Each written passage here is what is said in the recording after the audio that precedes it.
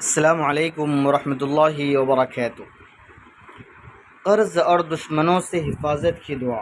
قرض یہ بہت بری چیز، اللہ کے نبی صلی اللہ علیہ وسلم نے خود قرض سے پناہ مانگی اور دشمنوں سے حفاظت کی دعا۔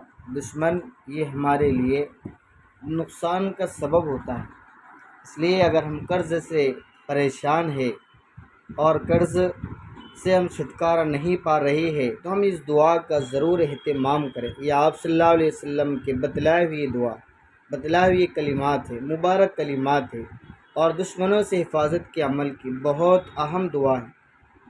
ناظرین، یہ مختصر سی دعا ہے، لیکن اس دعا کی برکت سے بڑی بڑی پریشانیاں اور بڑی بڑی قرض سے دشمنوں سے ہماری حفاظت ہوتی ہے۔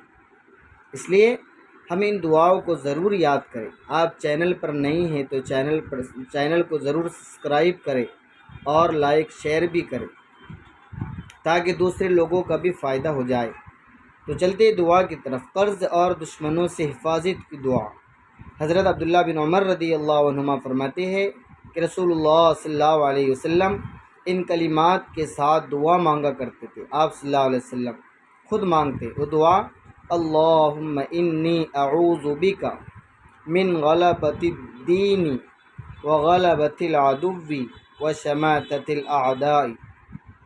اے اللہ، میں آپ کی پناہ چاہتا ہوں قرض کے بوجھ سے، دشمن کے غلبے سے اور دشمنوں کے مجھ پر ہنسنے سے۔ تین طرح کی دعا ہے اس کے اندر۔ اللہم انی اعوذ بک من غلبۃ الدین وغلبۃ العدو وشماتۃ الاعداء۔ ہمیں اس دعا کو پڑھتے رہے، انشاءاللہ قرض سے نجات ملیں گی، دشمنوں سے حفاظت رہیں گی۔ والسلام علیکم۔